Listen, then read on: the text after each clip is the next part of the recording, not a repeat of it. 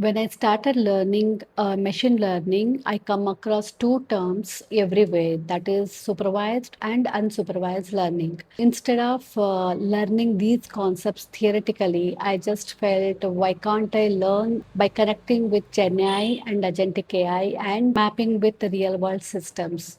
Before we go in detail, let's think about AI chatbots or AI assistants like ChatGPT, Google Gemini, Claude, or any of the AI assistance tools, which is of your preference. Let's think we are posting a query and we are getting a response.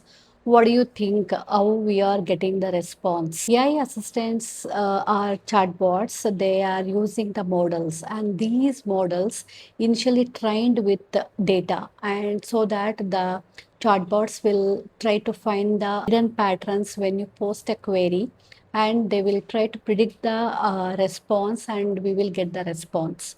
So this is where the supervised and unsupervised concept come into picture. What do you think, is ChatGPT using supervised or unsupervised learning? This we will get to know after watching this video. What is supervised learning? Here the model learns with labeled data.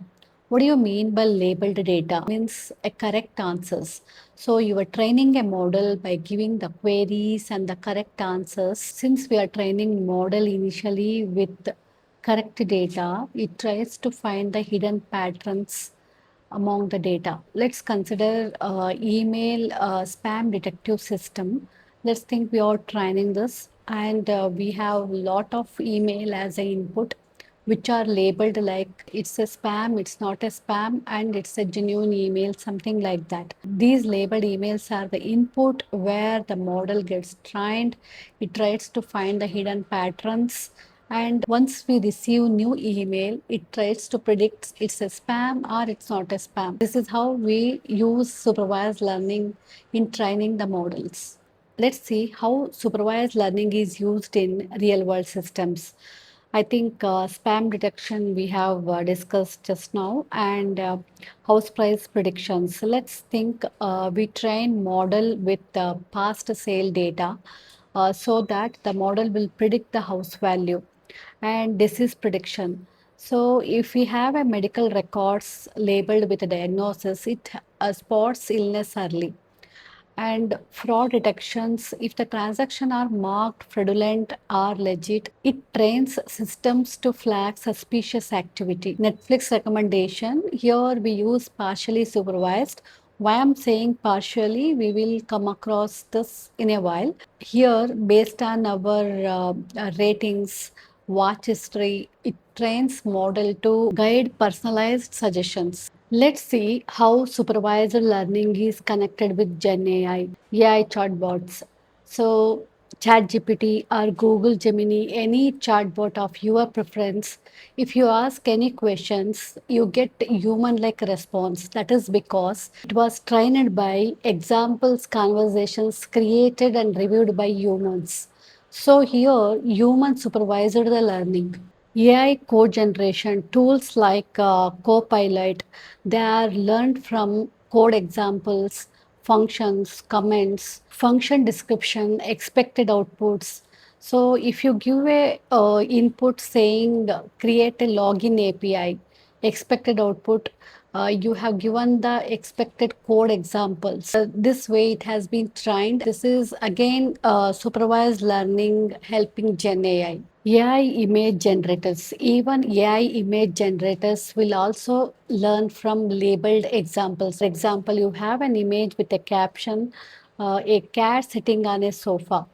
Here, the model learns relationship between text, colors, visual patterns, and object. That supervision helps AI generate new image later. GenAI is built on top of many ML concepts, and supervised learning is one among the major concepts.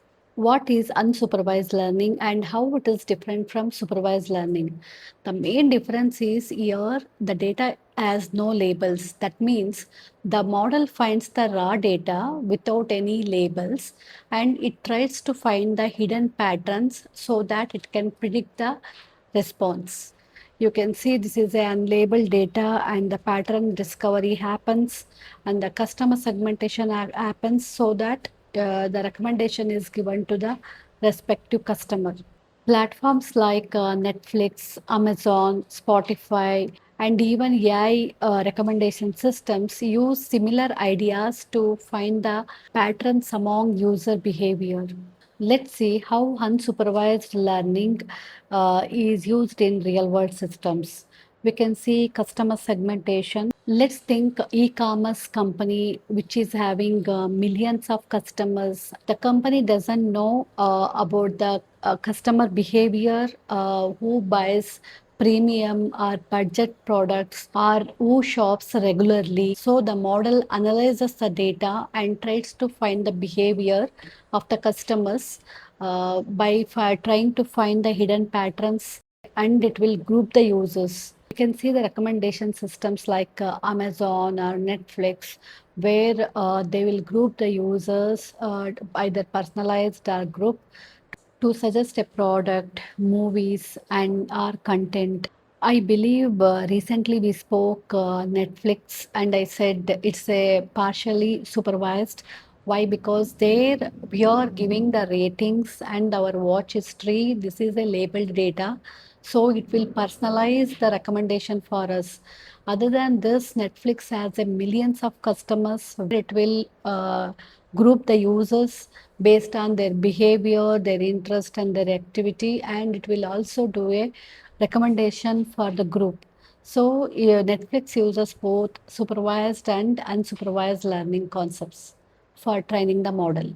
In Anomaly, AI identifies unusual patterns like fraudulent banking transactions or suspicious system activity. Image clustering, that means grouping of images maybe based on the faces, based on the pattern or objects. For example, Google Photos, it gives a bunch of photos together like selfies or with similar faces. Finally, overall, I can say is unsupervised learning is finding hidden insights with meaningful patterns from large amount of data. How unsupervised learning is used in Gen AI.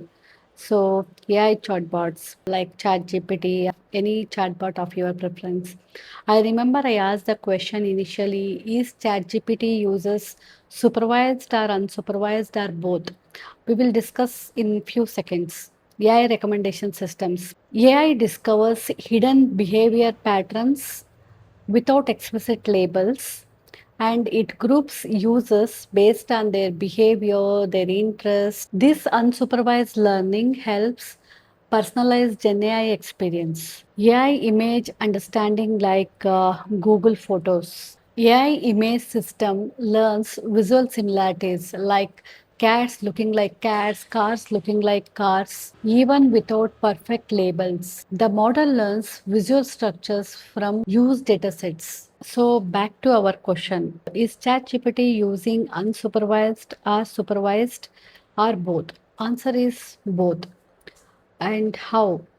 Let's first consider using unsupervised learning with ChatGPT. The model learns patterns from massive internet text data. It may be books, websites, conversations, articles. Nobody manually labels every sentence. The model learns word relationships, grammar pattern, context, sentence structure. This is mostly supervised learning or self supervised learning. Later, it falls into supervised learning phase where human help improve the model by giving conversations, example questions, feedbacks, corrected response. The AI learns from these guided examples. Modern Gen AI models like ChatGPT uses both unsupervised learning to discover language patterns and supervised learning for improving response quality. Let's see how supervised and unsupervised learnings are connected with agentic AI. Agentic AI just not generate the content. Instead, it makes decisions, automate tasks, and take intelligent actions. To achieve this, they use both supervised and unsupervised learnings. Let's see first supervised learning. AI workflow agents like Copilot learns workflows and task automations from user instructions. Autonomous driving agents like Tesla Autopilot, they learn self-safe driving decisions from labeled driving data. AI healthcare assistants like IBM Watson Health, they learn from expert-reviewed medical cases. With unsupervised learning like AI shopping assistants, Amazon recommendation AI, the AI identifies shopping behavior patterns. AI fraud detection agents like PayPal AI, it detects unusual transaction activity for fraud detection. Smart traffic management agents like Google Maps AI, they analyze traffic flow patterns to optimize routes automatically. So, supervised and unsupervised learning helps agentic AI become smarter and more adaptive and capable of real world decision making. This is the comparison between supervised learning and unsupervised learning. As we know, supervised is labeled data and unsupervised is unlabeled. And here the goal is predict or classify new inputs, and this is for discovering hidden patterns and structures. And common tasks are classification regression, and this is for clustering dimension reductions. Human effort is high in supervised learning, and it's low in unsupervised. Already we have discussed many examples like fraud detection, disease diagnosis for supervised learning, and customer segmentation and anomaly detection for unsupervised learning.